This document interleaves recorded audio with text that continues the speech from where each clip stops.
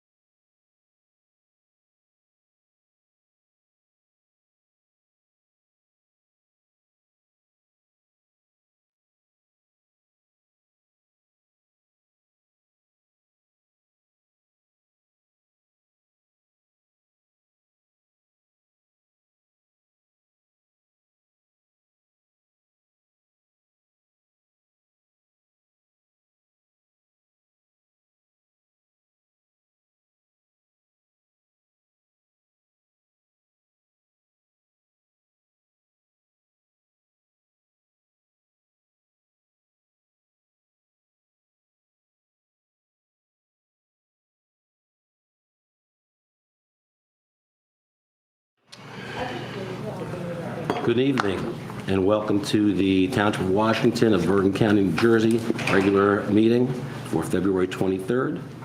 How about February 3rd. Gee, I wish it was 23rd. No, how about that's enough? 25. Welcome to the regular scheduled meeting of February 3rd, 2025 of the Township of Washington Council. Adequate notice of this meeting has been given in accordance with the Open Public Meetings Act by the Township Clerk to at least 2 newspapers in December, and this meeting has been posted on the Township Bulletin Board, Electronic Message Board, WCTV, and the Township website. Please notify the clerk of any disability requirements necessary for attendance at the mayor and council meetings. Fire exits are located through the double doors to your right and through the door on your left. Please silence your cell phones, which I'll do mine right now.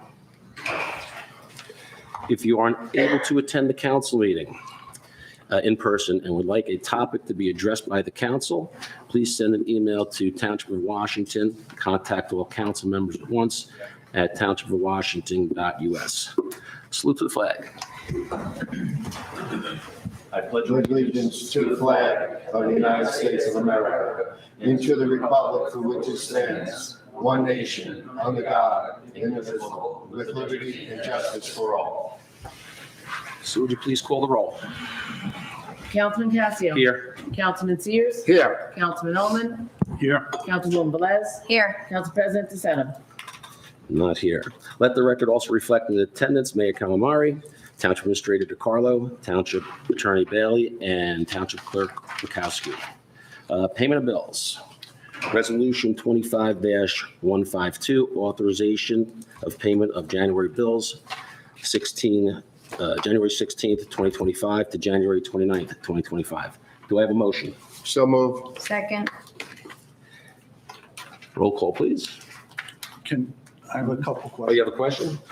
Well, I did. Go ahead.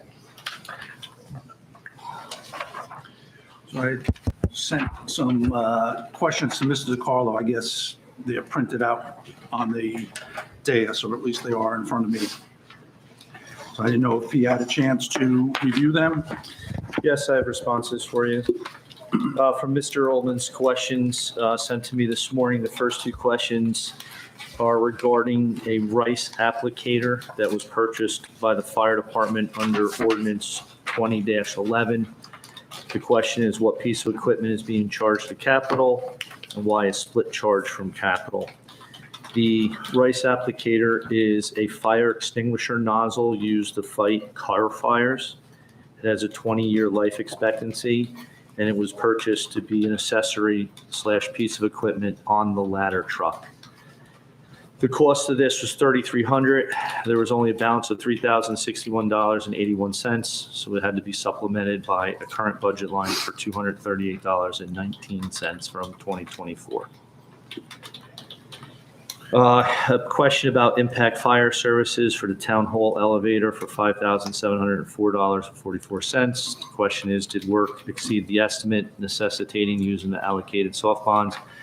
If you remember from the last time I answered, we did not exceed the proposal that was from TK Elevator.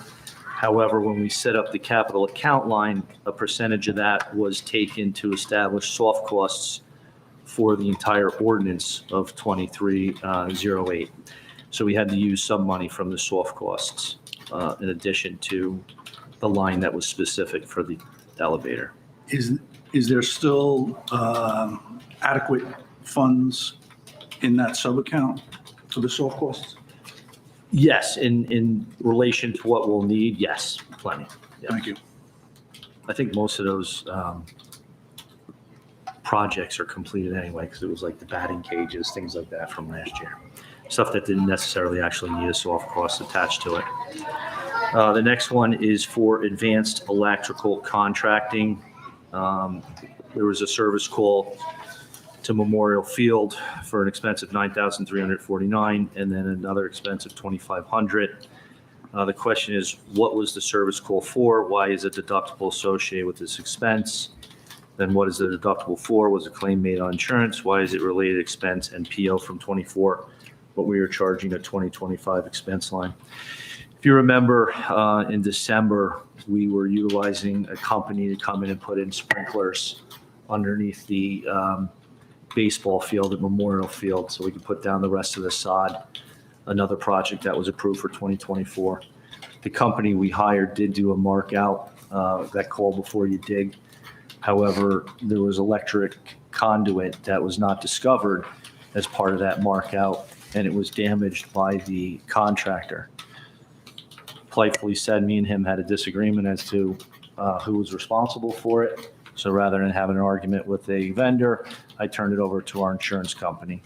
So a claim was made. Our insurance company is working with his insurance company to pay full for the cost of the electric company to come in and fix it. So we did receive an insurance payment for the $9,349.76. Right now, we are responsible for the $2,500 deductible that we're trying to get back through. I think subrogation is the correct word with the insurance company. So the line had the check put into the check from the insurance company for $9,349.76 was put into the 24 current budget line. There was not enough sufficient amount for the $2,500 deductible in 24, so we had to utilize a 25 account to pay for that $2,500 that we're hopefully very confident we're going to get back from the contractor's insurance company. Did we do the mark? Did we pay for the mark out, or The company was responsible for the mark out. the Contractor, the sprinkler contractor. It was part of his proposal that he was going to have it done, and it was done. It just didn't pick up the electrical conduit. Okay, thank you. The next question is pertaining to Northwest Bergen Regional. There was 2 charges on the bill list, each of $4,077. Northwest Bergen Regional is our health consulting. Those payments are just for our January and February contractual amount. So one was for January, one was for February. Resto Corporation, there's 2, the last 2 questions are pertaining to Resto Corporation.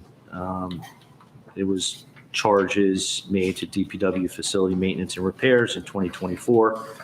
The question was, what was the service call for? Why is it deductible associated with the expense?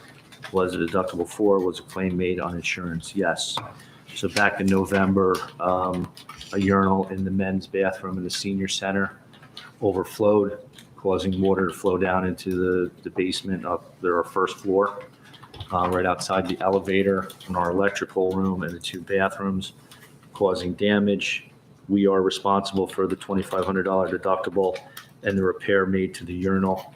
The company paid for all the emergency work in regards to drying out, removing wet insulation, etc., doing safety checks to make sure all electrical work in our electric room down there by the elevator was not damaged and it wasn't a safety concern. So then they also will be paying to the repairs that were made to the bathroom. So they had to take out tile and sheetrock so they could properly make sure the area was dry so there was no mold. So ultimately, we'll only be responsible for the $2,500 deductible. And we did get the payment from the insurance company for the $10,096.36. And that is all the questions. Thank you. Mr. Holman, are you satisfied? You're good? Yeah. Okay. Thank you. Sue, roll call at this time? Councilman Sears, Yes. Councilman Oman, Yes. Councilwoman Velez, Yes. Council Vice President Casio. Yes. Okay. PSA for tonight. First off, the Township of Washington will be hosting its 3rd annual family-friendly Spring into Wellness 5K Run, Walk, and Health Fair on Saturday, May 3rd, 2025. Registration is now open. Please visit the Township website for more details. The Township of Washington has added the Recycling Coach application on our website on the Department of Public Works page. Recycling Coach is an address-based app that educates residents on how to recycle materials appropriately for their area. By downloading the Recycling Coach app, you'll be able to obtain your curbside collection schedule, sign up for alerts, and quickly learn how to properly dispose of different waste materials. Primary election date change. Please note the primary election will now be on Tuesday, June 10th. All voting takes place at Town Hall between the hours of 6 a.m. and 8 p.m. The 2025 animal license renewal were mailed out late December. Please note, a $5 late fee began on February 1st. Printed calendars are now available at the Town Hall for anyone who wants them, wants a printed copy. As a reminder, an online calendar is available on our website, as well as a printable PDF version. Taxes. First quarter property taxes were due February 1st. The grace period to February 10th, 2025, if you missed the first. The Township of Washington has entered into a shared service agreement with Saddle River Municipal Court. The Township of Washington Municipal Court office is now located at the Borough of Saddle River, 100 East Allendale Road, Saddle River, New Jersey. All phone calls made to the Township of Washington Municipal Court will be forwarded directly to the Saddle River Municipal Court office. The Kiwanis Club of the Pascagoula Valley meet on the second Wednesday of each month at 6:30 p.m. at the Westwood Community Center. If anyone would like more information, please contact Paul Ralph Cardillo at 516-581-8319 or pascagoulavalleykiwanis@gmail.com. Township offices will be closed on February 17th in observance of President's Day, and our next council meeting will be held on Tuesday, February 18th, 2025. At this time, we have a presentation. Daisy, Yes. would you like to continue with that, please? Yes. Thank you. Thank you, Council Vice President. So today we have a presentation from the De Novo Harriers Beginner to Finisher 5K training program. Just to give everybody a little context, the New Jersey Healthcare Quality Institute, in partnership with the New Jersey League of Municipalities, began a statewide community health initiative known as the Mayor's Wellness Campaign, with the purpose of helping residents achieve healthier lifestyles. Every year, towns are invited to apply for the New Jersey Healthy Town designation, which I've asked Ms. Judy Beckmeyer to elaborate on it for us shortly. Additionally, this year for the 5K Run, Walk, and Health Fair, the Township has partnered up with the De Novo Harriers Beginner Program, which will help us create an inclusive, evidence-based health event in our community. And today we'll have that presentation shortly. So Ms. Beckmeyer, if you may, thank you. Hi, everyone. I'm Judy Beckmeyer. I am so excited to be part of the Mayor's Wellness Campaign. When Mayor Calamari asked us to do this initiative again, it was long overdue. I believe Mayor Sokowitz had done it, and then there was a long hiatus, and we started again. And we started some very healthy initiatives last year. We did a Mayor's Wellness Walk.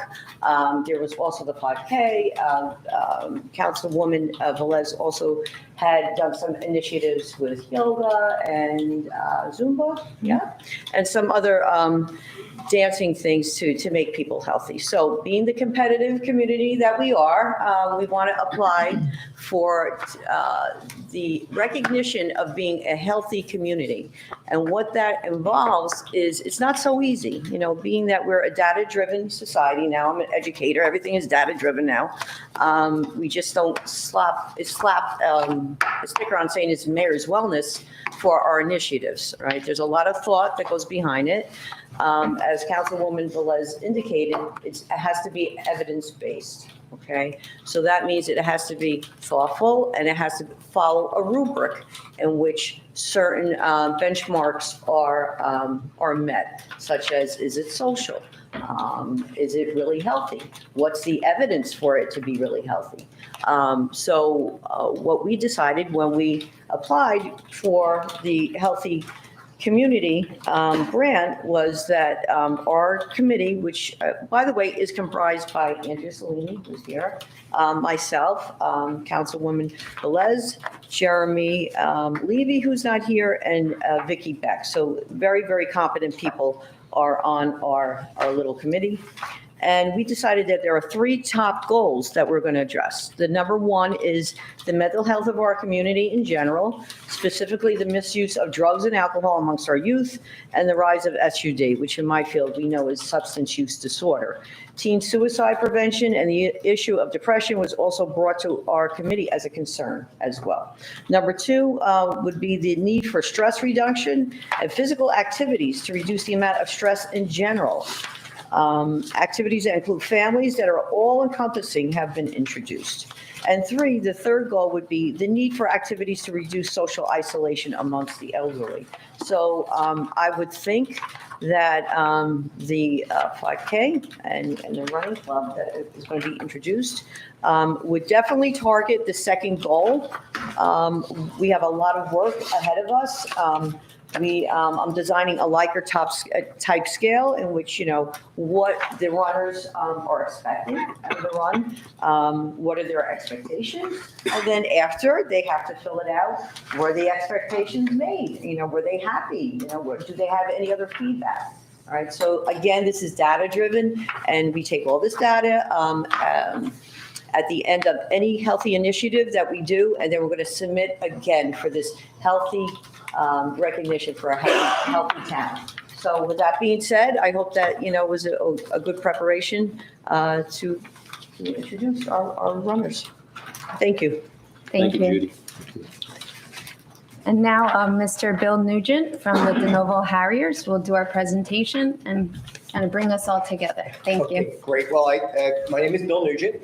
I am the president of the De Novo Harriers. I am a runner. I'm a certified running coach, a 10-time marathoner. And I can talk to all the benefits of the program. I can also talk to some of the mental health aspects. I think maybe for me, but mainly mostly for my wife, who says, please just get out of the house for an hour and go away, leave me alone. First, what I'd like to do is introduce the De Novo Harriers. We're a Bergen County-based running club, although we have members actually all over the world. Generally around 125 members, and we started in 2014.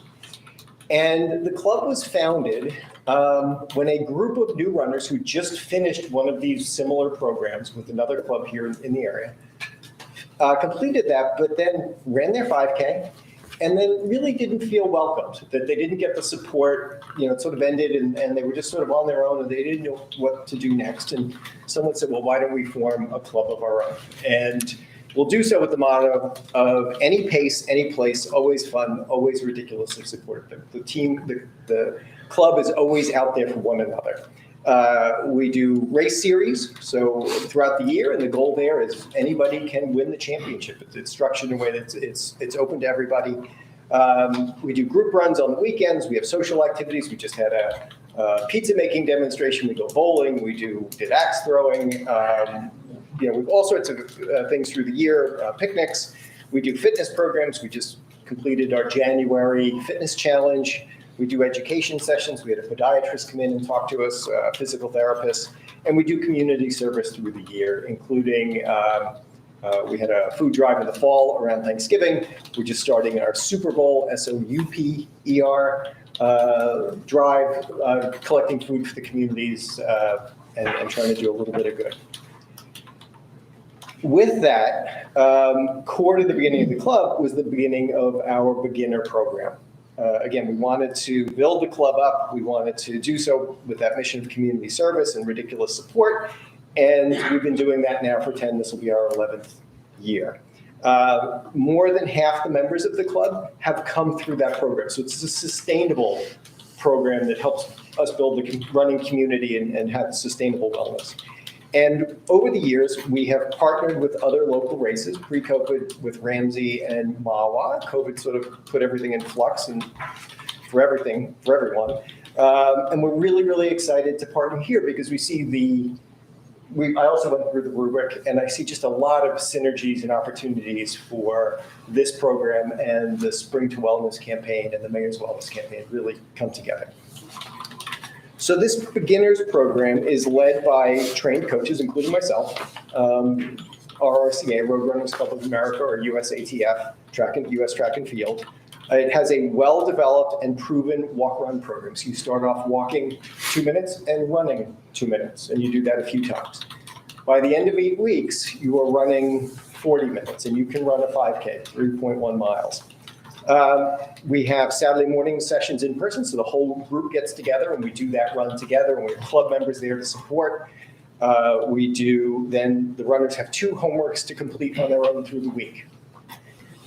We have guest speakers, physical therapists, strength coach. Again, we've had podiatrists, we've had police officers come in and talk about road safety and running properly and being well illuminated. And we've had, I can say, all shapes and sizes, makes and models come through the program. Senior citizens, teenagers, families, all levels of runners. We've had people coming back from injury to someone who hasn't run in 40 years since they were forced to do laps in high school. So everybody's been able to complete this program. And the program is geared towards being accessible, affordable, welcoming, and supportive, right? So for a $25 race entry fee and the $60 program fee, you get 8 weeks of programmed workouts, expert advice, 2 t-shirts, snacks, all for less than $11 a week, which is a remarkably low entry point and a fantastic outcome. Again, if you think about that 2 minutes to 40 minutes running in 8 weeks, you've done 20 times improvement, right? Which is a remarkable outcome for not a whole lot of effort. You know, we can assure you you'll make new friends, you'll get expert advice. We will make running fun, even if it kills you, we'll make it fun. And we grow and sustain the community of runners. And we're hoping, and I think we've demonstrated, that we can make running and wellness a core part of people's lives. So we're looking forward to a really successful program. I think we saw the Spring to Wellness 5K last year, and a lot of our members participated. We're looking forward to doing it again. We're looking forward to lining the course with our cowbells and signs and getting out there and cheering for the beginners, but then everybody else who participates. So I hope I count on maybe 1 or 2 of you signing up, or maybe signing up a friend or a family member. So thank you, and look forward to working together. Thank you very much. Thank you, Mr. Nugent. Very informative, and I know if you go through USTF, I know it's a high-class program because they don't fool around with their running at all. Report Administrator, Mark, please. Thank you, Council Vice President. Oh, I'm sorry. Oh, I'm sorry. No, we just, we wanted to. Oh, you had more? You had more? Yes. Okay. No, just miss. Mark, can you wait 1 second? Sorry, Mark. Thanks. Hi there. Thank you for having me. I'm Denise Uponce. I'm a 3.5-year resident of the township. I moved here after I retired and relocated from the West Coast. And I've also been a member of the Harriers. Shortly after I arrived here, I joined the Harriers. So when I moved here, the only people I knew were my son and daughter-in-law. And it quickly became obvious to me that they didn't want to spend all their time with me. So it became critical for me to get physically and socially active so that I could have the kind of life I wanted in my retirement years. So I looked around online, looked for different running clubs, landed on the Harriers because I liked the idea that they are not just a running club, but they give back to the community, and they also do a lot of social events. So I joined, instantly found the group to be warm and welcoming and ridiculously supportive, as they say. That's the absolute truth. Met lots of wonderful friends through the group, learned a lot about not only my town now, but the neighboring towns just by going to different events in the area with the club. The club is, as Bill said, all ages, from all walks of life.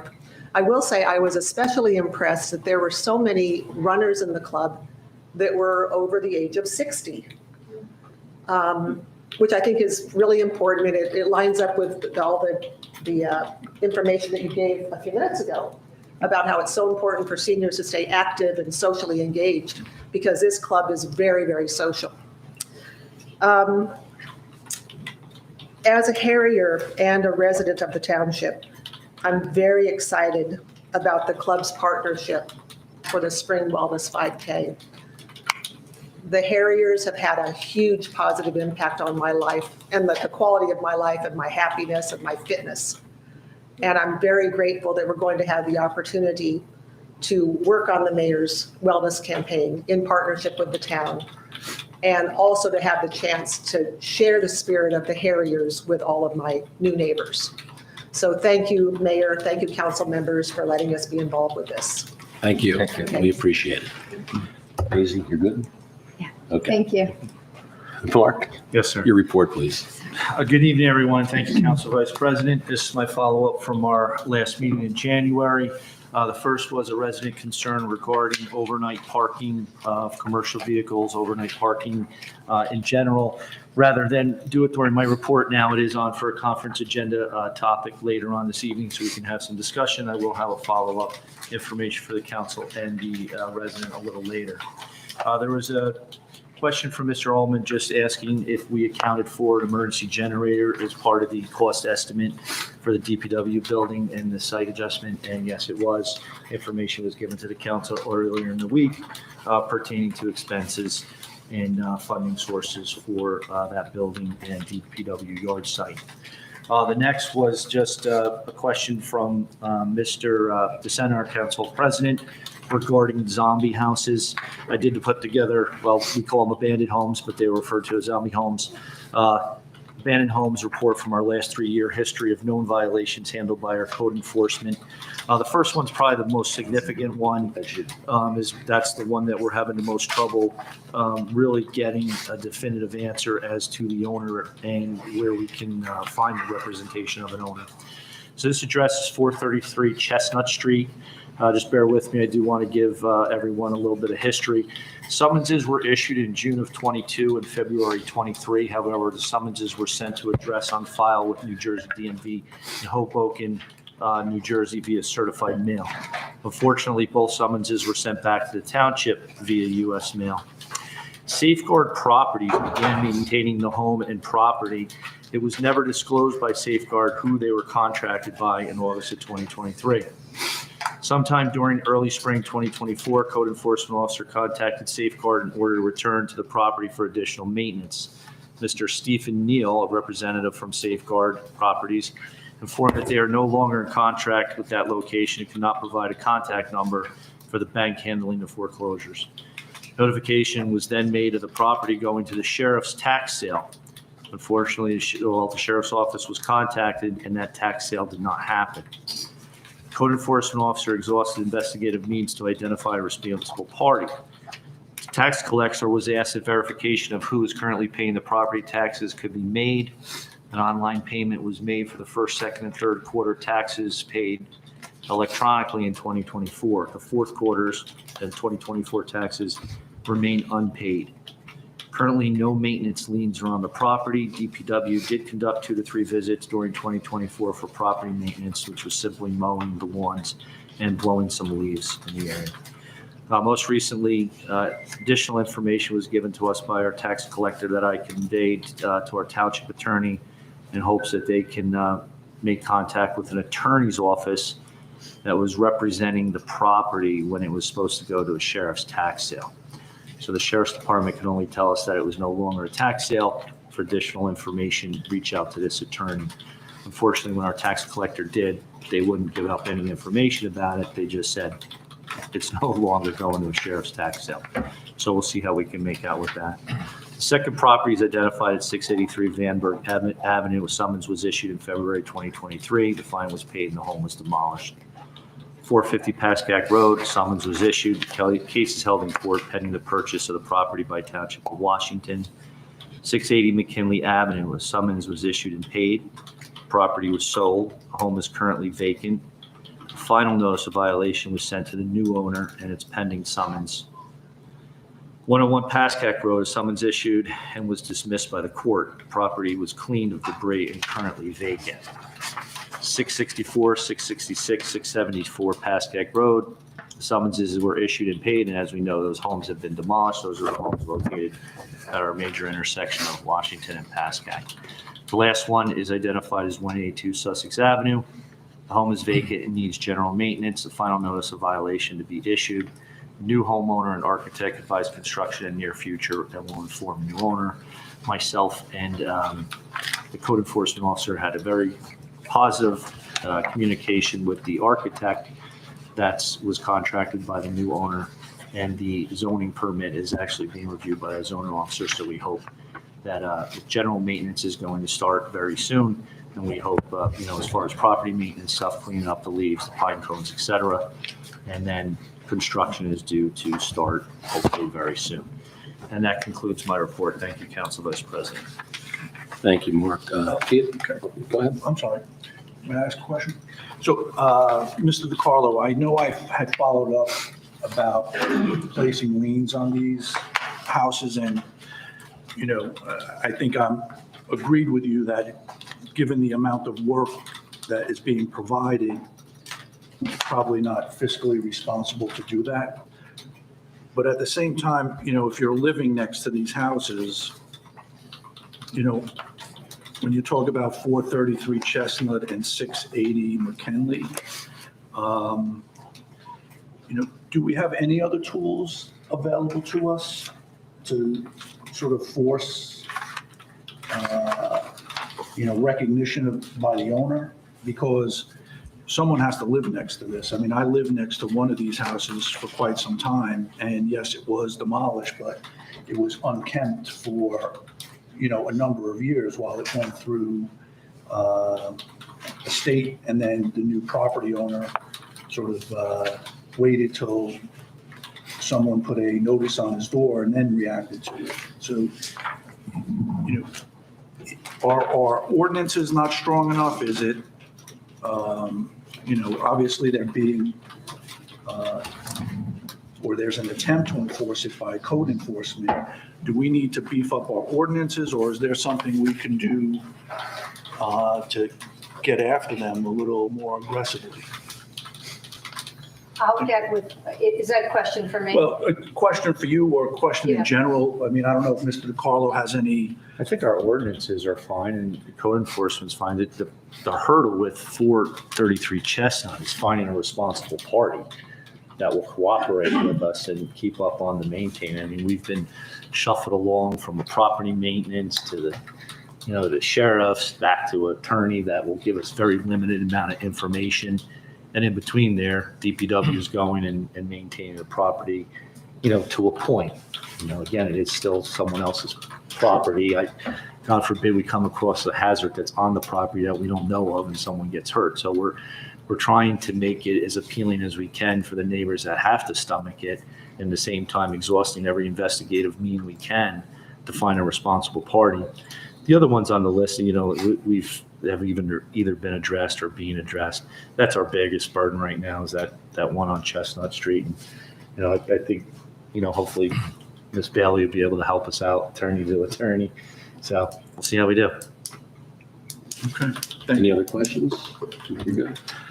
Peter, Mayor's report, please. Yes, thank you. Good evening, residents, members in attendance of our DPW, police, fire, and ambulance organizations.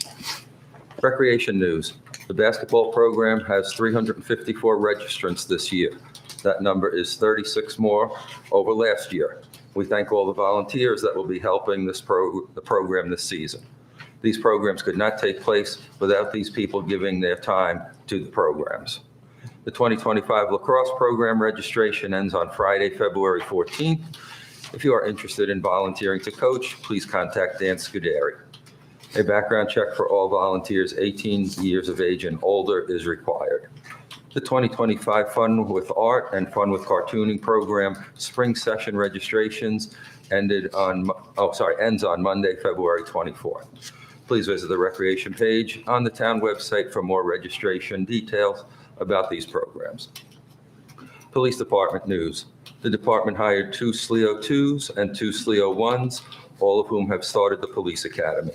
The department is also pleased to announce the following promotions: Vincent Santa to sergeant, Robert Luscombe to corporal, and Stephen Rydell Jr. to police officer. The department took the delivery of a long-awaited vehicle, which will be put into service after its upfitting. Chief Calamari and Captain Bacora met with the new superintendent of the school district.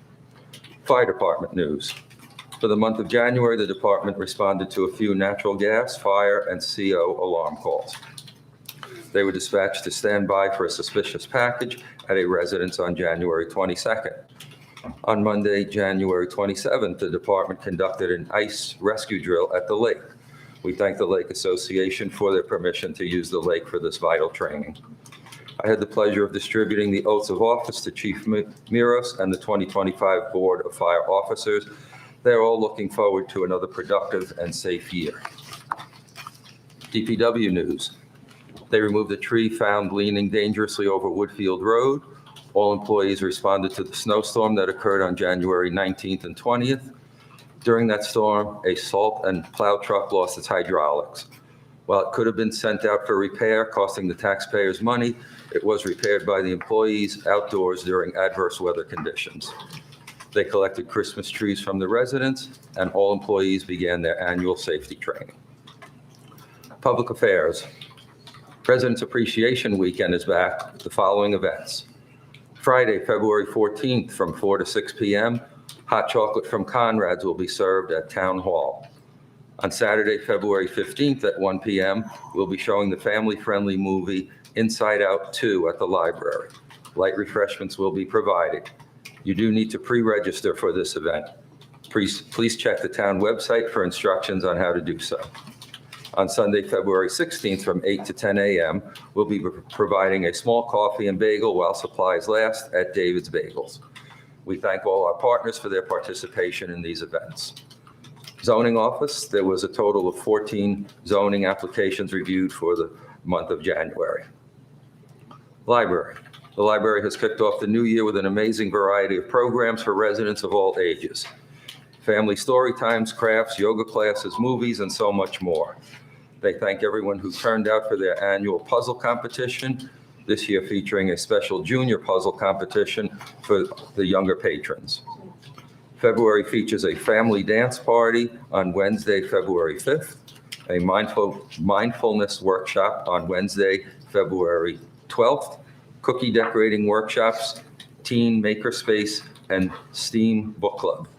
The Friends of the Library will be holding a February raffle basket. The theme is Book Lover, featuring fun reads, chocolate, candles, and cozy home decor. Tickets are available at the library circulation desk. Happy reading. Due to budget constraints, the calendar format had to be revised. I want to thank Maya and the administrator assistant, Renata Duleski, and everyone who assisted her in this effort. The printed calendars are now available for pickup in her office. Due to the recent shared service agreement with Saddle River, all of our court functions are now handled out of Saddle River. The town-wide reassessment program has commenced.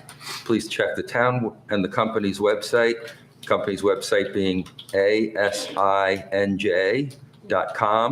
regularly for updates and to see when the inspectors will be in your neighborhood. As promised this evening, I have the first reading of a bond ordinance on tonight's agenda to advance the new DPW facility so the employees can get the long-awaited building they need to operate from instead of the open tents they currently operate from during all weather conditions. Lastly, I sent a letter expressing my support for the New Jersey Green Acres Park Development Grant application to create a completely inclusive playground at the Pascack Brook County Park located in Westwood. The people who will benefit from this project are currently underserved, and this project will go a long way towards servicing their needs. Projects like this are needed to keep up with the spirit of Jake's Law. That concludes my report. Thank you. Thank you, Peter. Daisy, please. Thank you. All right, so my report isn't as long as usual because we've been pretty busy with the 5K. So I'll start with the Board of Health. So recently I joined the Health Advisory Board and I attended my first meeting about 2 weeks ago. I'm excited to be a part of the group. Lots of great information was exchanged and I felt very welcomed. So I look forward to working with you all on some of the great plans you have in store.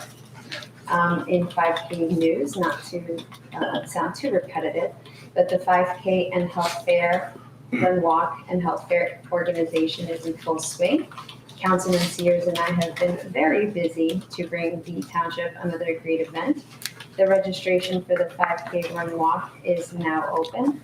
And as we saw a presentation earlier, we've partnered up with the DeNovo Harriers Running Club to offer anyone interested in training for the 5K an opportunity to have certified coaches properly trained up.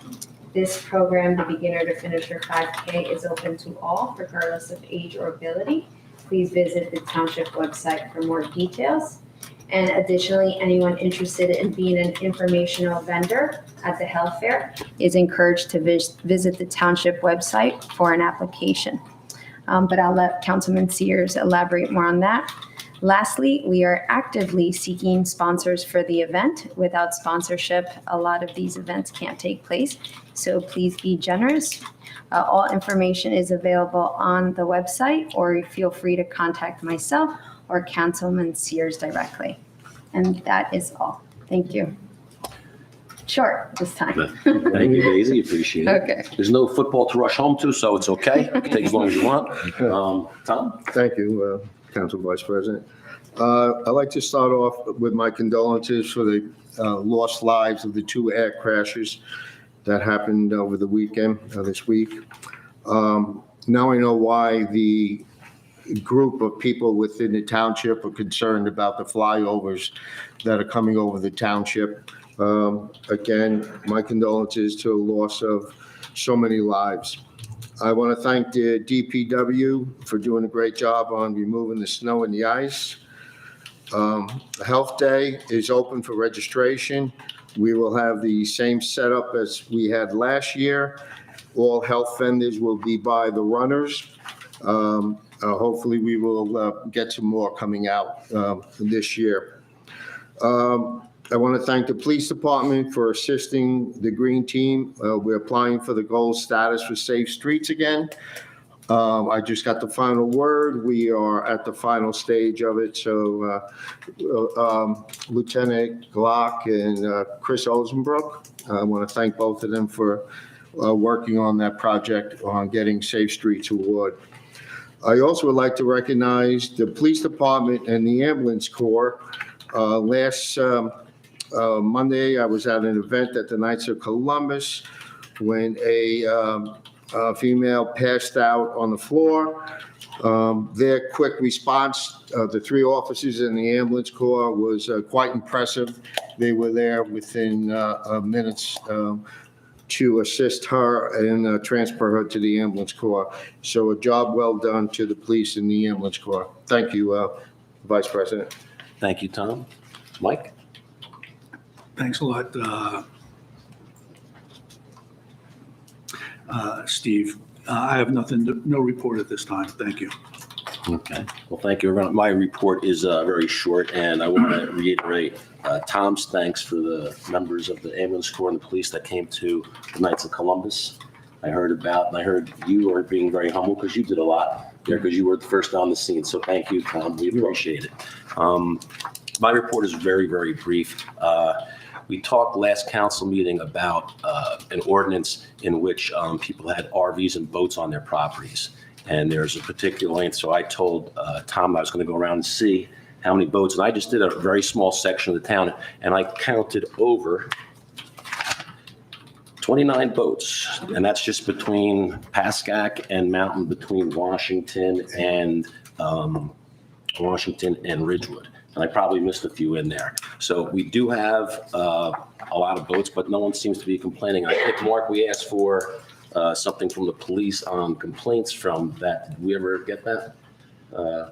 Yes, I don't want to speak for the chief, but we did have a meeting this Okay. morning, and he said over the last 3 to 5 years, I think it was a total of 20, and within that 20, some of them were complaints about the same address. Okay. It wasn't 20 different addresses. Gotcha. Okay, so again, we do have a number of boats, and I also counted some RVs that were in the ordinance as well. So when we get the information from the chief, we'd like to go over that. And since there hasn't been that many complaints, I don't like to over-regulate things. So let's see how that goes. And other than that, the DPW is doing a great job out there. Thank you for clearing the roads for me and my fellow citizens. And thank you for all your work.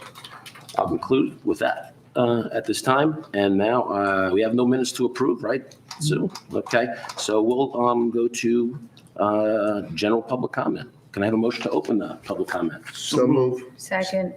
Thank you.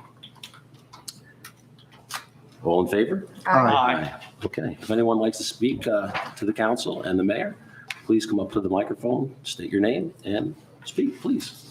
Feel free. Anyone?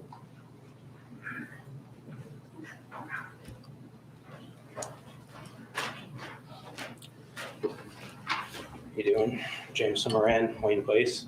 I know I emailed you guys and I think you're going to be discussing it in the conference agenda, but I was just wondering if we could possibly do anything about the leaf blowing on the weekends with the gas powered leaf blowing. I don't know for you guys in your sections of town, but I know in my section of town, it's unbearable. And during the fall, the summer, I can't even go in my backyard and enjoy it and play with my son. And it's almost gotten to the point where we have to leave on the weekends because it's brutal. So, you know, and we'll see what they do in the draft, but you know, it would be nice to watch the Giants lose in peace. But yeah, I'd like to open the conversation or at least start a conversation and see if we can maybe do one day a week or Sundays that there's no gas powered leaf blowers, or the weekends we do battery powered leaf blowers. It makes a big difference because you go inside, you don't hear the noise with the battery powered ones. So I'd appreciate it if we could maybe try and figure something out and just start a conversation and see if we can get somewhere. Okay, thank you. Understood. And I think we can have that conversation as a council. Just Thank you. a question. Based on your experience, and I know you may not be surveying the area, but do you find them to be residents maintaining their own property, or do you find it to be commercial landscapers who are coming in? So during the week, it's mostly commercial landscapers. I get it. I understand. As I said in the email, I have my own landscapers come during the week. On the weekends, it's people maintaining their properties, but it's gotten to a point where it's there's not really much to be maintaining, and I'm not sure what they're doing, but it's every day. So that's really all I can say. But it would just be nice to not have the noise on the weekends and be able to enjoy playing in my backyard with my son. So, yeah. Thank you. Yep. Thank you. Anyone else in the audience like to come up and comment, question? Seeing no hands, motion to close. So move. Second. All in favor? Aye. Aye. Okay, Just a follow-up question, Mr. sure. Mike, go ahead. The, what are the restrictions? Would it only be noise restrictions that would prevent that? Or we don't have anything on the books today about the use of power tools or lawn equipment or anything like that? It would really be what time you could start and what time you can end and how loud they can be? I believe there's a noise ordinance with a particular decibel amount, but I don't know what it pertains to be quite honest with you. Do you know, Charlotte? There is a general noise ordinance that, I also forgot to mention that, sorry to interrupt, but I forgot to mention that it starts sometimes between before 8 in the morning and it goes literally. Okay, so time and noise. Gotcha. Okay. Let's see. Public comment ordinances, second adoption, there's none of those. Introduction, first reading. Okay. So ordinance number 25-04, a bond ordinance providing for the construction of a new Department of Public Works facility in and by the Township of Washington in the County of Bergen, New Jersey, appropriating $3 million therefore, and authorizing issuance of $2,850,000 in bonds or notes of the township for financing such appropriation. Motion to introduce and pass ordinance 25-04 at first reading by title. So move. Second. Roll call, sir. Oh, you have a question, Mike? I had a few. Okay. Go ahead. I'm sorry.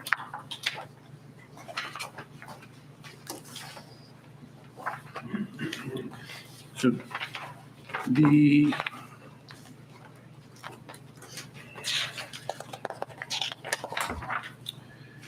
bond ordinances that we're using, I had sent a follow-up question. I don't know if it went to you, Mayor Calamari, or to you, Mr. DiCarlo, but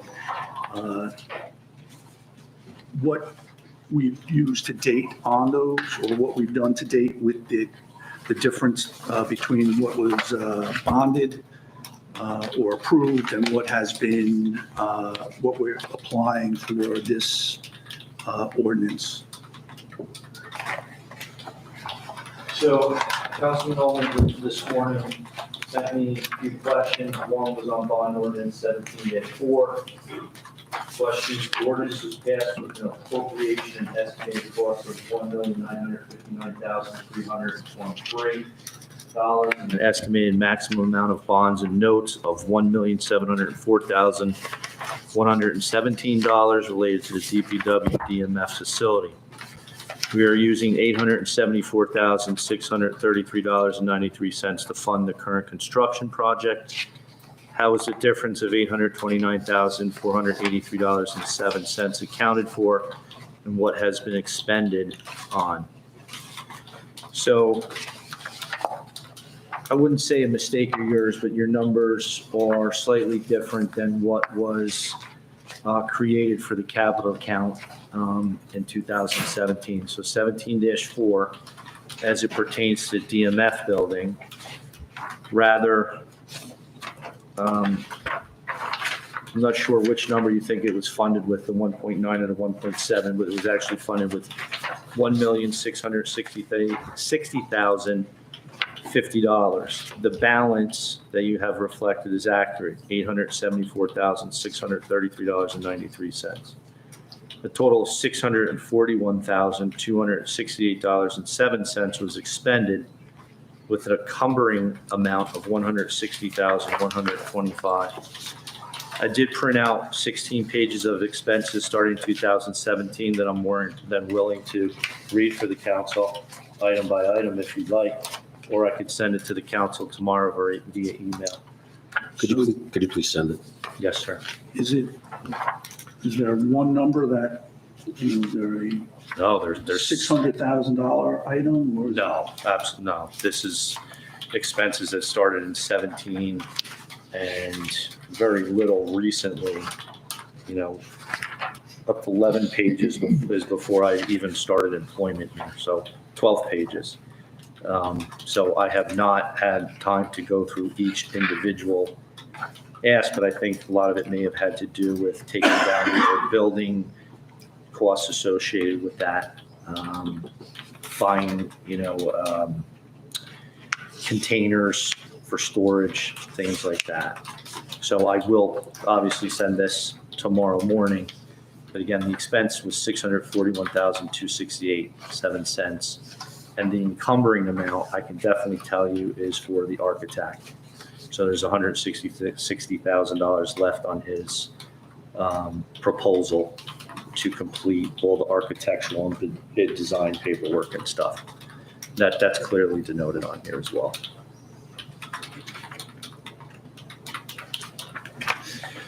As it pertains to ordinance 1917, the question is very similar. The ordinance was passed with an appropriation estimated cost of $1.3 million, an estimated maximum amount of bonds and notes of $285,000 related to the DPW/DMF facility. I see where the $1 million in cash from the school sales is being utilized. How is the difference of $285 accounted for and what has been expended on? So this specific capital account line for 19-17 that was created in 2019 had an opening balance of $1,168,385. It has a balance of $1,047,599. So expended to date is $82,544.55. and what's encumbered is $38,241.45. Again, there's a lot fewer pages, maybe 3 pages, but I'll certainly send this to the council tomorrow. What I can tell you that I was involved in with the purchases was the water and soil monitoring proposal that was with LISCO. So there's still money encumbered on that. So that was utilized out of this account line. And you'll see that encumbrance as well. So I can send all that with the information I just read to you as well tomorrow on email. The final question was, go ahead. Yeah. So I guess I'm looking at the ordinance, and it was an appropriation for 1.3 was approved. And the estimated bonds would be 285. The difference being 1,015,000. And 1 million is the cash on hand. 15,000, I'm assuming, has to do with the expenses. Is it the section 10 or whatever? Section 20. Section 20. So I would have expected the starting balance to be, 1,285,000. I know you can't speak to it, but or maybe you can. Why would we not start with that amount? I wish I could answer that for you. I can't. I'm not even on currency if I was here in 2019. But all I can do is a paper trail to see what it was initially funded with. My assumption would be a portion of it was taken out to make a soft cost section 20. But I don't know that for a fact.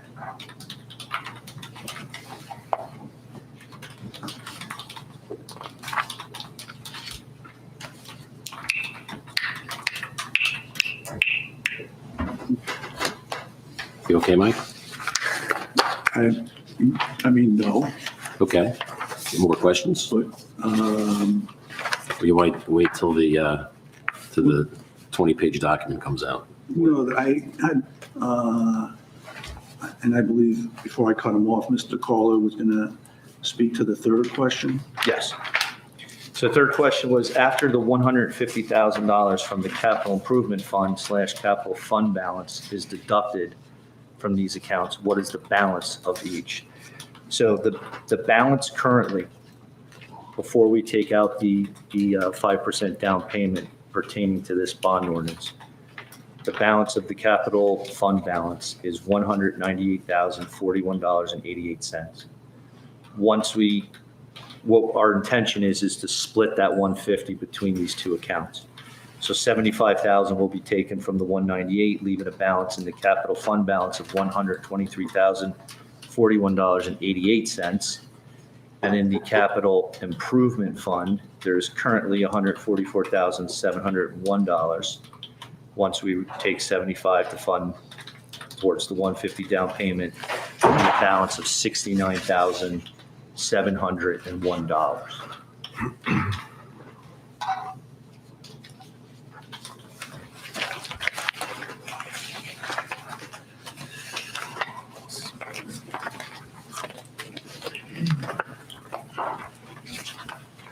Sorry, Mr.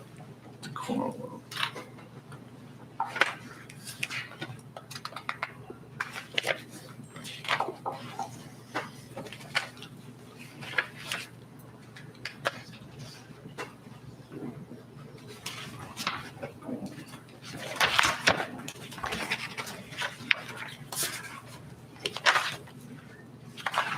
All right, thank you very much.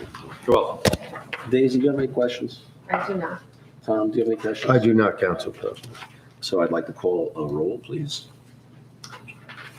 Councilman Sears, Yes. Councilman Oman, No, Councilwoman Velez, Yes. Council Vice President Casio. Yes. Resolution 25-133, 153. Authorization and publication of ordinance number 25. Wait, wait. Let me go too fast for you. No, but if you introduced it, from what I understand, and Siobhan, correct me if I'm wrong, do they not need 4 affirmatives? The bond For- ordinance? The bond ordinance? For final passage. Not Not this is introduction, Not first so you need it for. Wanna make sure. Yep. Thank you. Thank you. Sorry for the interruption. All right, so I'll start over again. The authorization, publication, sorry. Yeah, authorization, resolution number 25-153, authorizing publication of ordinance number 25-04 and schedule public hearing. May I have a motion? So move. Second. Roll, please. Councilman Sears, Yes. Councilman Omen, Yes. Councilwoman Velez, Yes. Council Vice President. Yes. Casio. Resolution 25-165, authorized temporary capital budget section, CYA 2025. So Have a moved. motion? So moved. Second. Thank you. Roll call, please. Councilman Sears, Yes. Councilman Omen, Yes. Councilwoman Velez, Yes. Council Vice President Casio. Yes. Okay.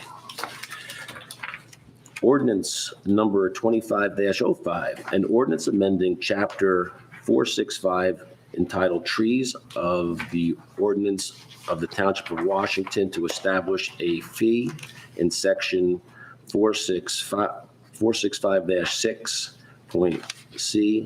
465.6.C.1.B. Motion to introduce and pass ordinance number 25-05. So at moved. First reading by title. So moved. Am I going too slow for you, Tom? No. Sorry. He's got football he's waiting for. No football. No football. Pro Bowl was yesterday. You missed it. We have a second? Second.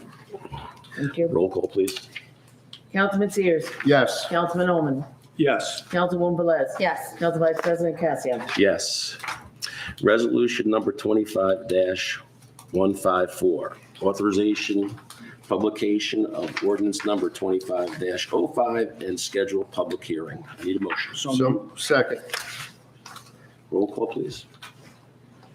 Councilman Sears, Yes. Councilman Omen, Yes. Councilwoman Velez, Yes. Council Vice President Casio. Yes. Okay. Where are we? Individual resolution. Resolution number 25-155. Authorized 2024 transfer of appropriations. That's $1,500. Do I have a motion?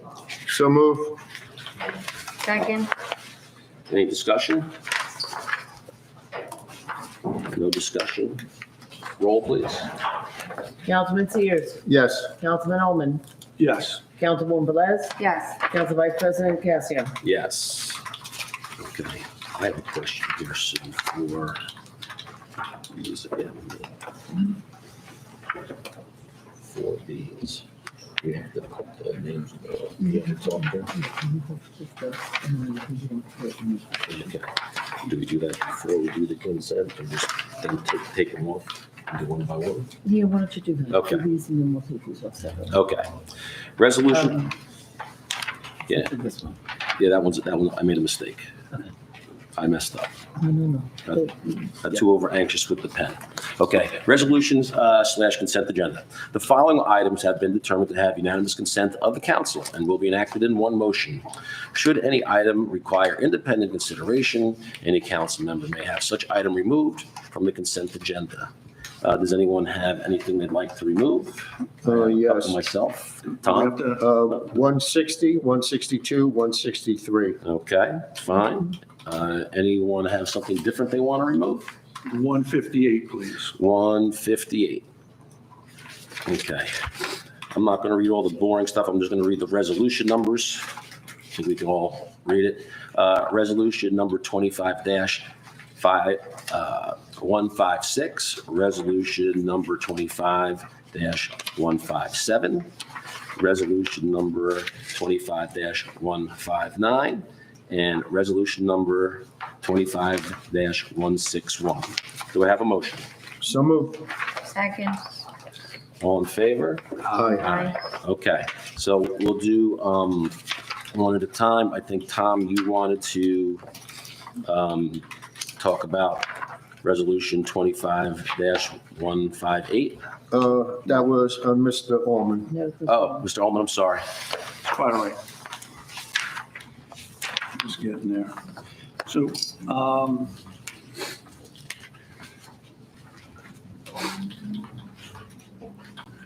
we're allowed to increase this according to the DLGS.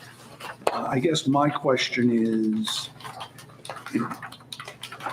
this the first time that they're giving us this adjustment opportunity, or have we not taken it previously and now we are?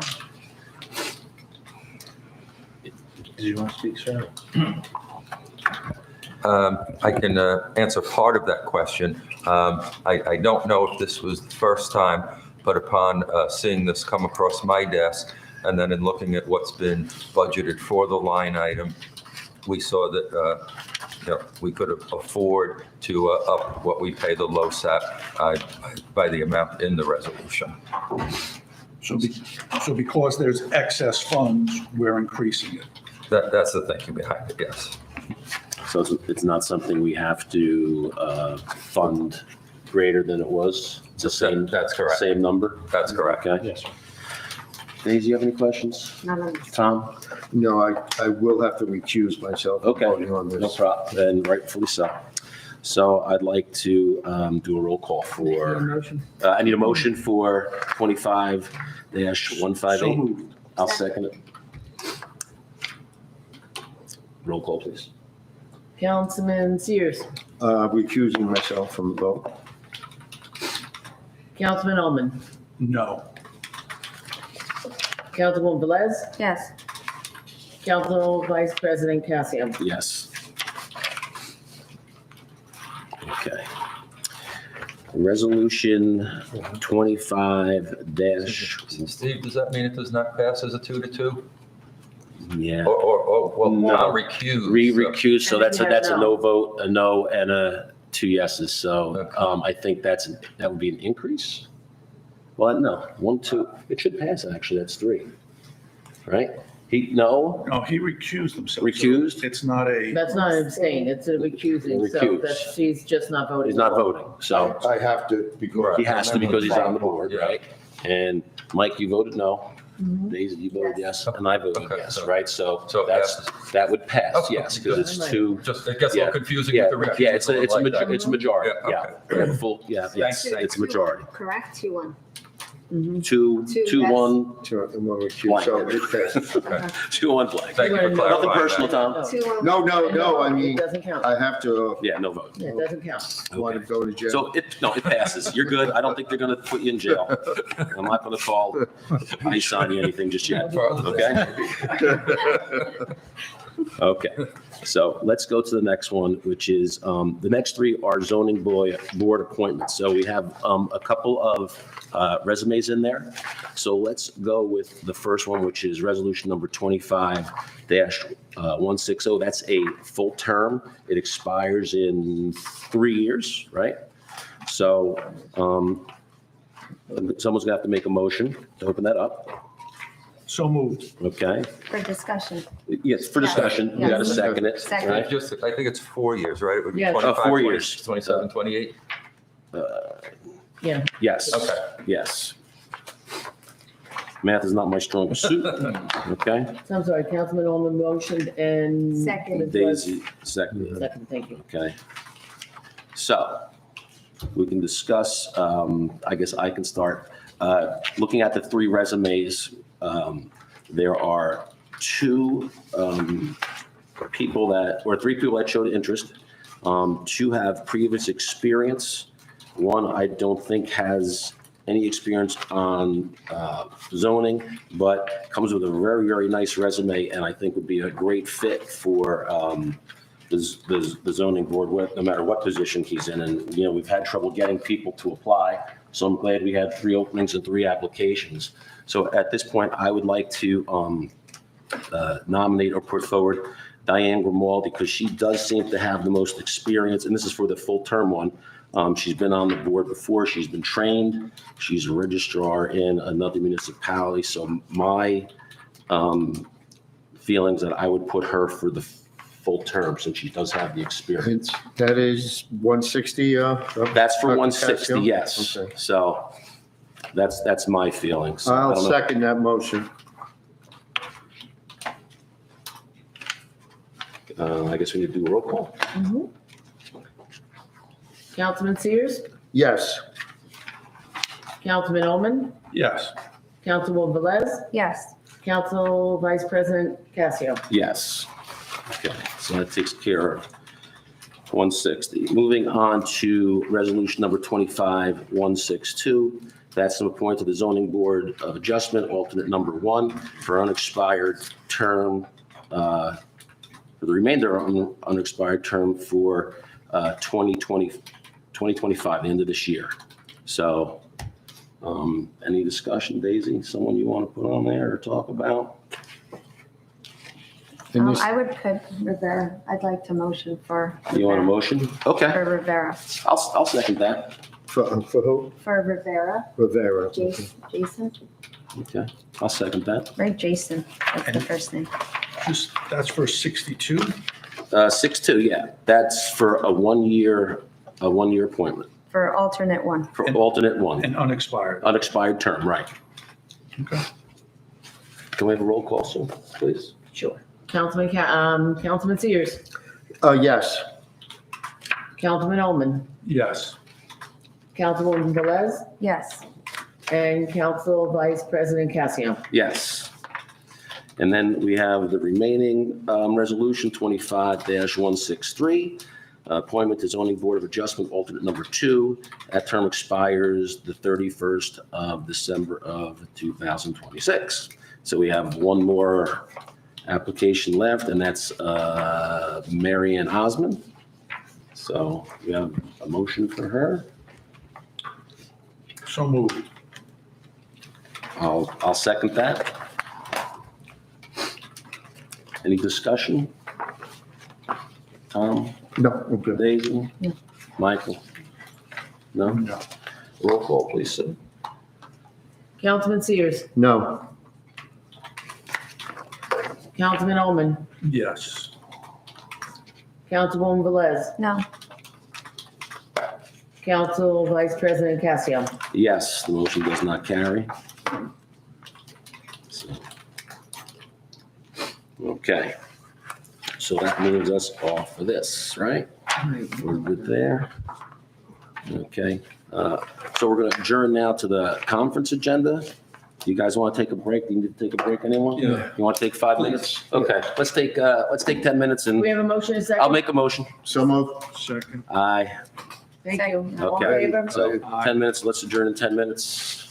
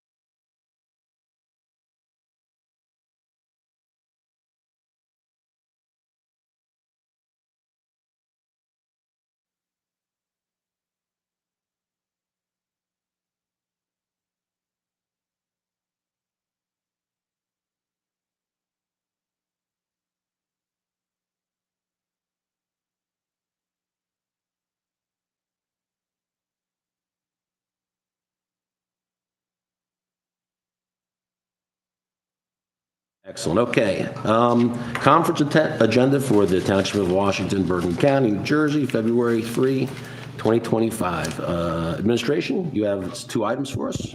Yes, just an update on the 2025 budget. I'm happy to say I'm very close to being done.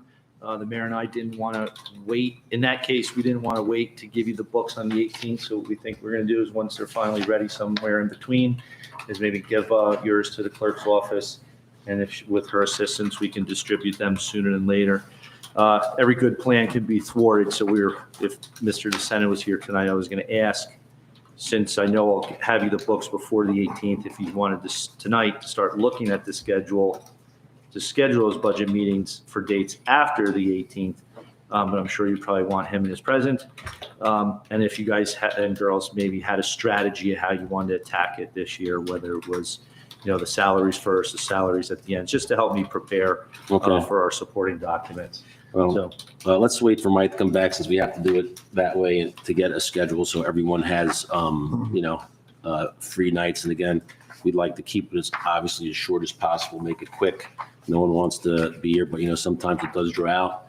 That's just the process of the budget. So thank you for getting that done by the 18th. Does anyone want it beforehand? I'll take it. You want to get it beforehand? Yeah, I'll take it. Mike, you want it before the 18th? If we have it. If you we'll have send it, Yeah. okay, if you have it, Yeah. fine, send it, and, Yeah. you don't have to look at it until the 18th if you don't want to. We'll send you an email so you know who to expect it at your doorstep. Okay. Fine, thank you, Peter. Can I just make a comment on Sure. that? I will not be here at the 18th meeting, so if I could just request when you're setting up the dates, the only date is Tuesdays will be difficult for me. Tuesdays will be difficult. Of course, my suggestion is always going to be stay on Mondays because that's our night. And everybody Yeah. built around on Monday, but that's, So I Okay. know sometimes we try to add a couple nights in the same week to Right. expedite. So if we could leave Okay. Tuesdays. I'll just leave a note for Tuesdays to keep it Thank open you. for you, no problem, Tom, do you have any days that you can't do? No, I'm good. No? Mike Ullman, anything? Any dates that don't work for you? Cancel. Not that I'm aware of. Okay. Well, actually, we have planning. Oh, planning's on what night? Well, then they would use this room, so it wouldn't. Yeah, it conflict anyway. wouldn't conflict. And Peter, you have any problems with any particular times or dates? So I can just, Just Thursday nights, if we could not go maybe past like 9:30. I can't do Thursday nights. Okay. okay, so Thursday's out, so we're good there. Okay, Mark, do you have any limitations? Always make myself available to the township. And I'm not gonna do Elvis's birthday. You're not gonna do what? Elvis's birthday. Okay, I'm glad we have that settled. Okay, so we'll try and make up a schedule that accommodates everyone, so we can all be here and get this budget done. DPW building. Sir, we have nothing further. That was just there as a placeholder. If anyone on the council had any more. Well, actually, I'm I sorry. have one thing. Oh, I Okay. apologize. No, that's okay. At the last meeting, Councilman DeSena asked me to reach out to Alta Pan about their building that went up. Okay. So I reached out to the mayor, who put me in touch with the DPW superintendent. Mhm. The building that Councilman was referring to, it is of pole barn construction. It is used only for storage, and it is heated just enough to keep the things that they store in there above freezing. So I don't see that as being an alternative to the type of building that we're considering. Gotcha. Okay, thank you. Thanks. Excellent. All right, so that is it for the administration. So we're going on to council, ordinance and legislation, parking and storage of boats, boat trailers, commercial and recreational vehicles in residential districts. So does anyone have any concerns? Remember, we talked about the different lengths of vessels and putting up, bushes, shrubbery to hide it. And then we talked about sometimes it was requested that the boats go in the backyard, right? So does anyone have any feelings? I think the 18 feet is too small. Okay, I mean, I'm not a boat person, so I can't really speak to it from experience, gotcha. but 18 feet doesn't seem. It's not fair. very big. An 18-foot Very boat is not big. very large. So if And that's the max, that might be difficult, especially if the boats you counted, the 29, well, were there any? here's what I got. I'll go through my list. And I recorded some addresses and some I didn't even get the address because it's hard to drive and get the numbers. But there is 1, 2, 3, 4, 5, 6 pontoon boats alone on Woodfield and Sussex combined. They are greater than 18 feet. They're about 20 to 25 feet.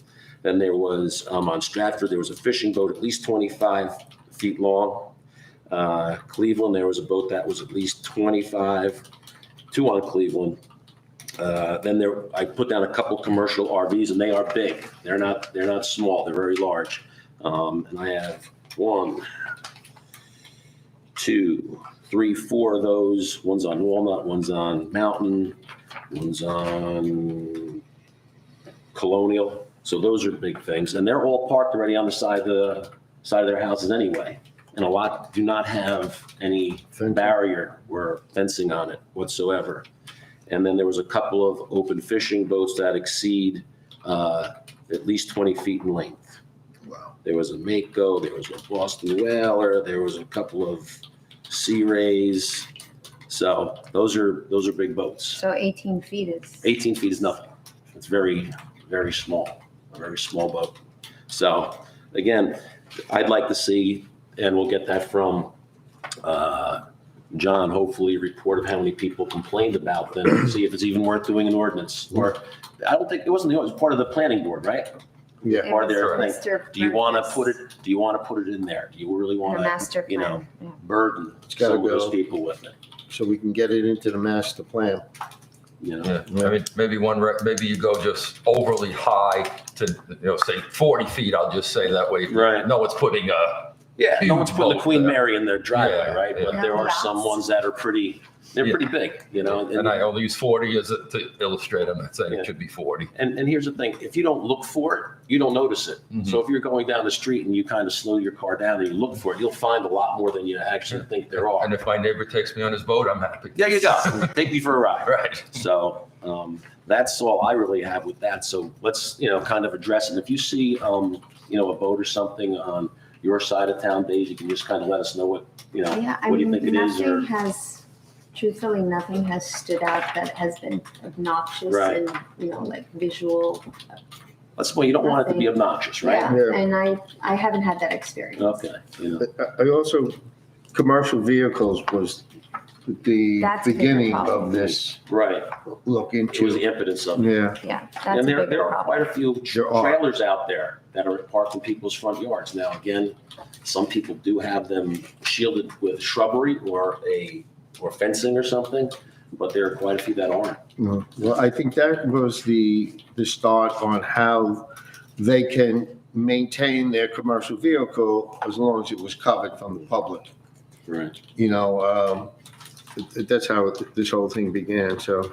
Well, I think it began before that, and Pete, you can probably back me up on this. Back, in the 80s, you had people that had 2 or 3 commercial vans in their Right. driveway, Mhm. and that became obtrusive. Yes. And then we limited to one commercial vehicle, right? That had to be, so many pounds and feet as well. And I think There that's are a really couple where that have more than one Yeah, right. commercial vehicle in their driveway. and that was Yeah. really why this Now. all started. Right. So, Yeah, and we had a meeting this morning on this topic with a bunch of interested parties, town employees and like that. Right. And so we'd like to continue that and come back through the council with some perhaps recommendations. to make. wonderful. Again, we don't want to overburden No, people that have a recreational We vehicle. we all said that. We just want to make sure that it's not, an eyesore, so. And not imposing on other people's. Right. My question is, Yeah, this Mike. was referred to the council by the planning board.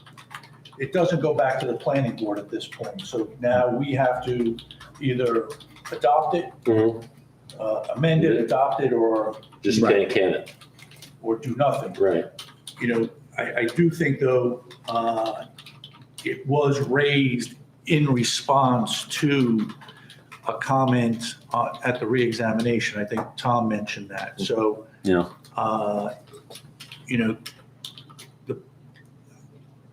In order to meet those objectives, I think it needs to be addressed. Of course. It's just, I think, I believe that the measurements were, Arbitrary. within, I don't know if they were arbitrary. I mean, there was there's some basis for it. If we're not gonna, I guess the question is, what would be the next step in pushing this forward to a vote? Either it gets approved or it gets turned down. What are we looking for? Well, the mayor's going to come back with further information, correct? I just don't want to have someone who they've had their boat or their RV on the side of their house for 20 years, and now all of a sudden they got to spend $700-800 on trees Yeah. to minimize the view of someone else. I don't think that, to me, that's not right.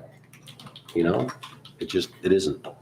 You're causing undue. Can I make a suggestion? Sure. Maybe we should invite a couple of those boat owners here and get their opinion and maybe they may have a solution to a problem.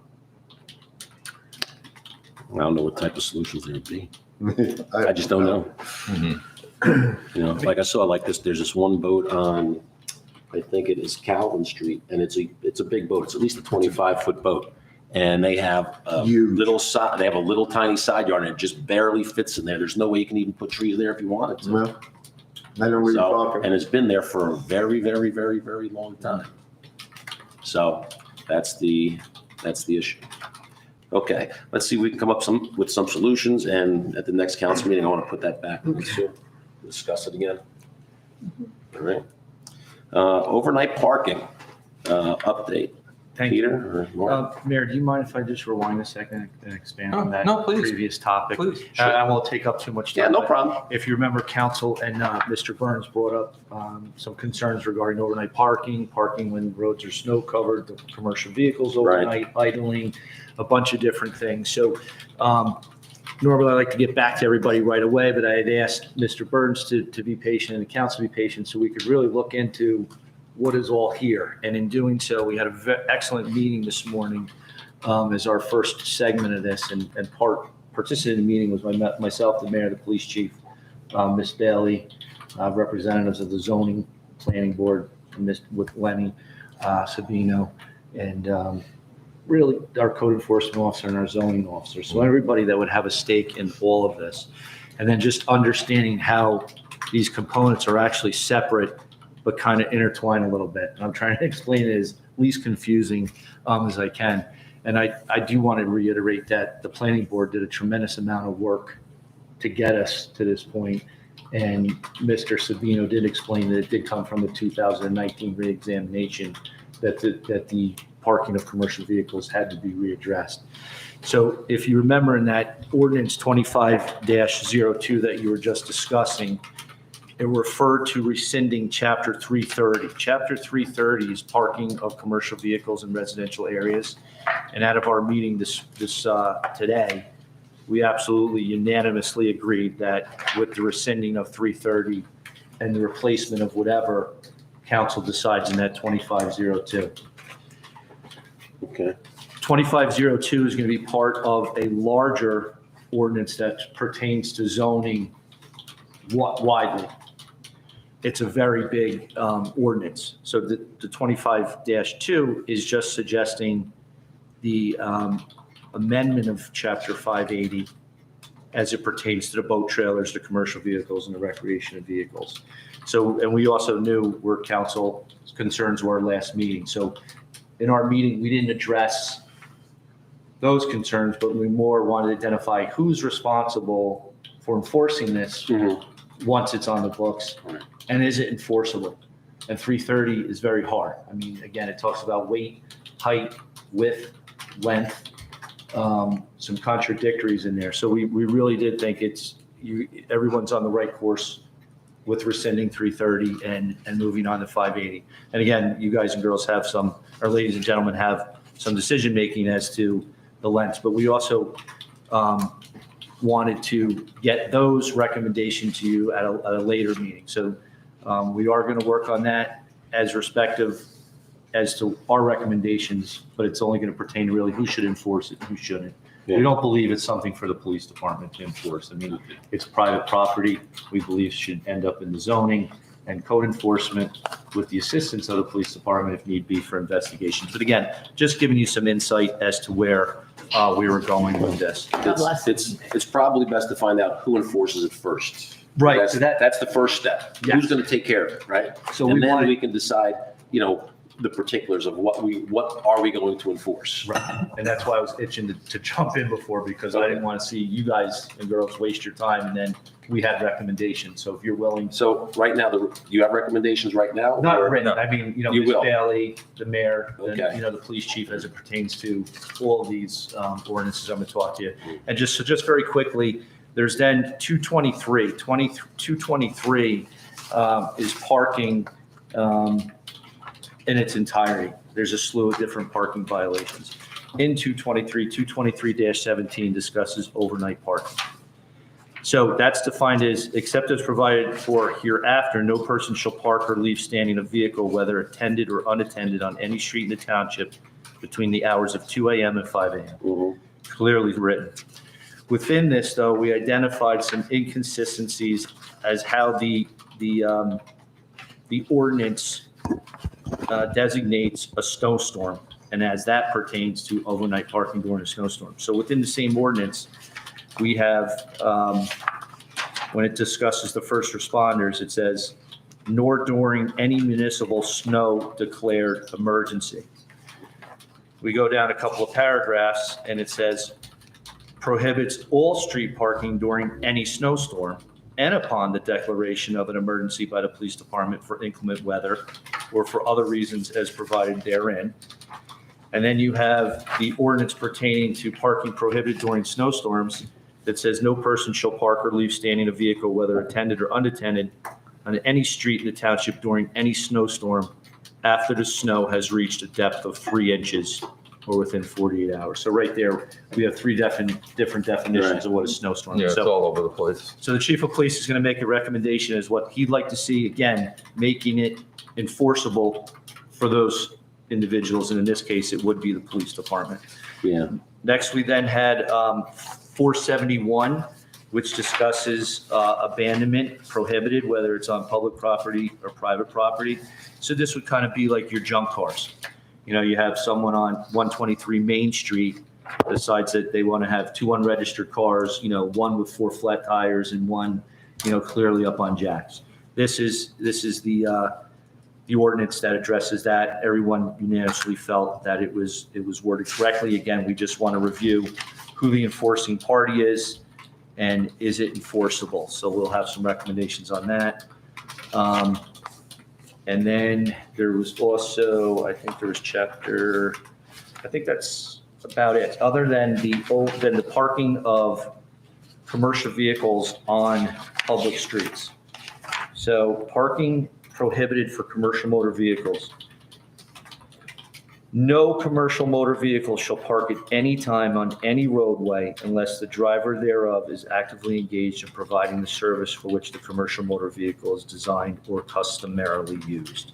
So 223-27.1 clearly prohibits the parking of a commercial motor vehicle at any time on a public street. So that doesn't address.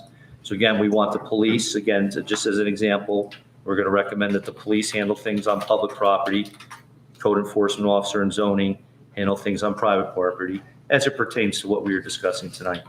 The other thing we'd like to address is the inconsistency between these ordinances as it defines a commercial vehicle, right? So in that 25-2, if you remember, I was concerned about the definition too.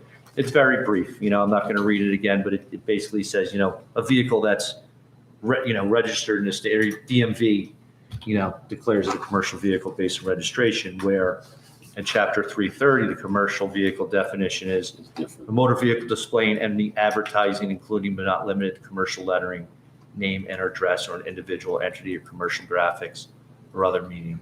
So in other words, before we send something off to the printers, we want to recommend an appropriate definition where someone doesn't automatically have a loophole just by us creating an ordinance. Makes sense. You know, a lot of times these ordinances are made by separate different councils over time. And I'll be honest with you, a lot of times you don't look back at the old ones that pertain to it.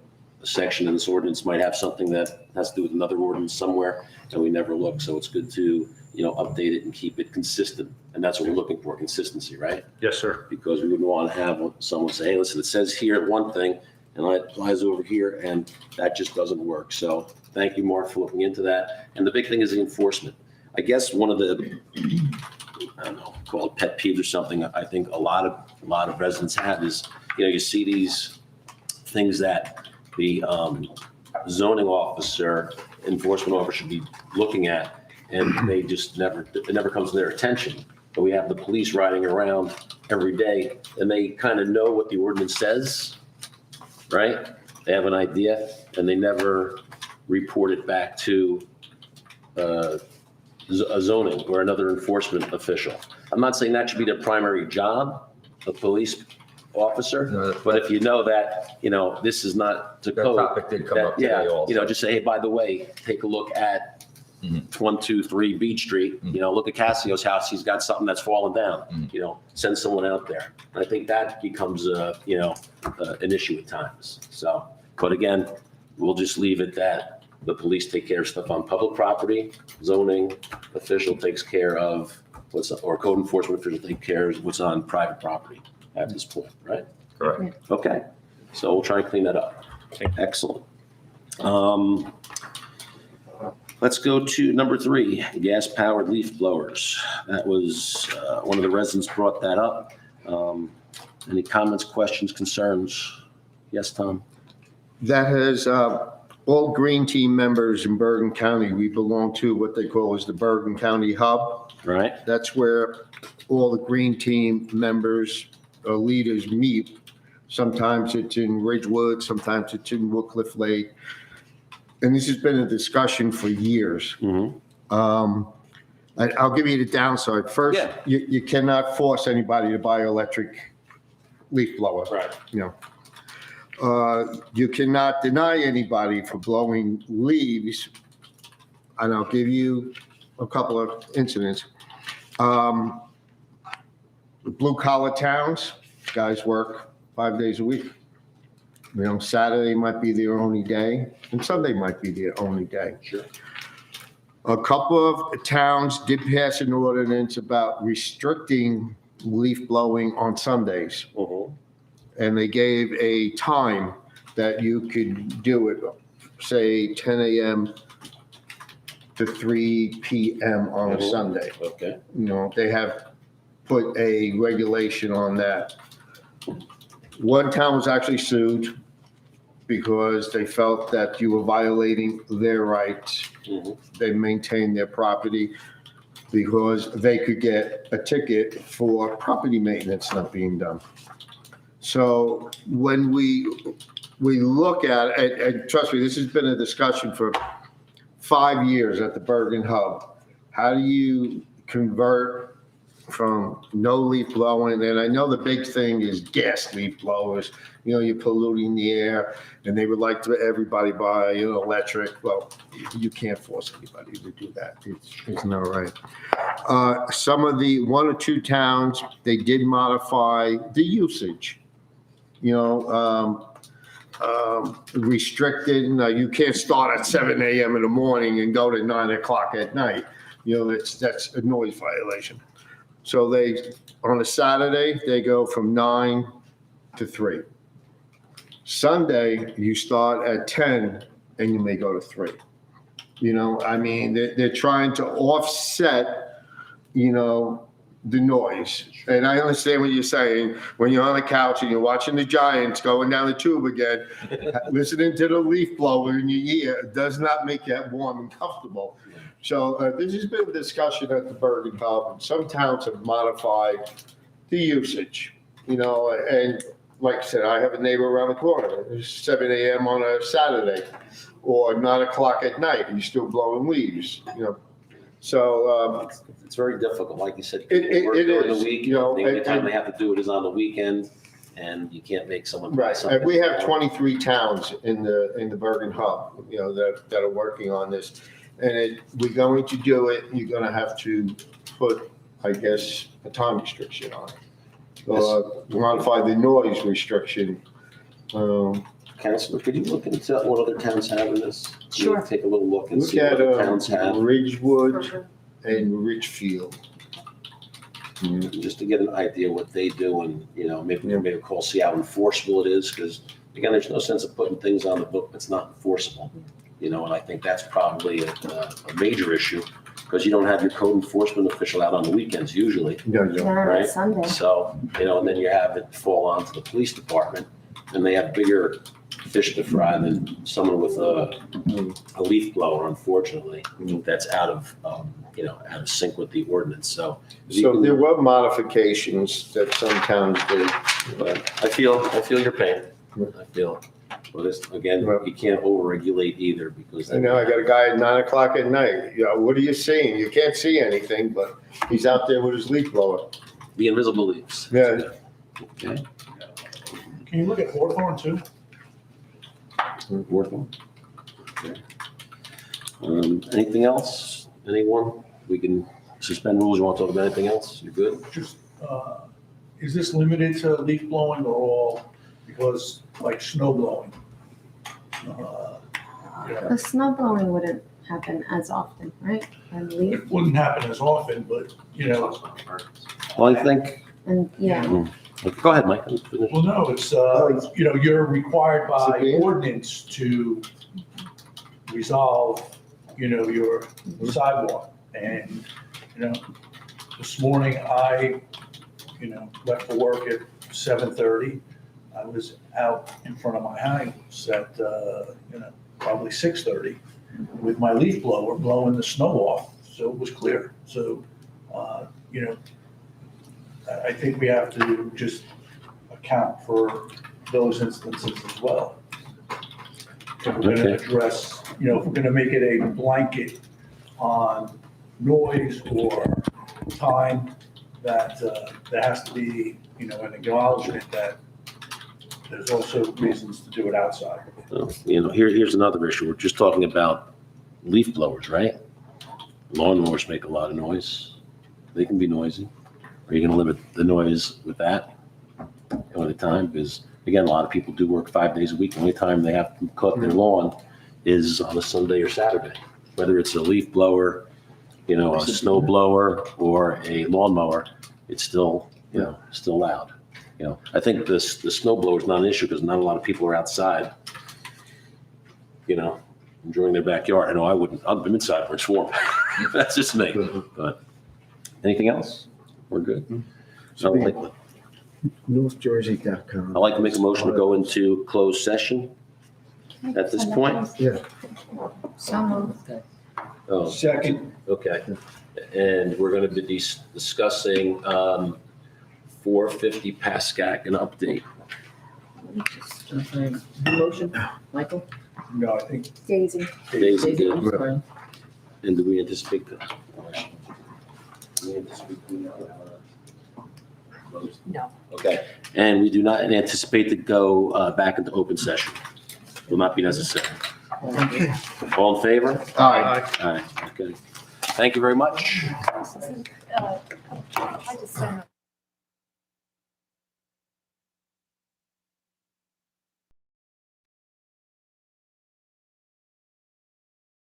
a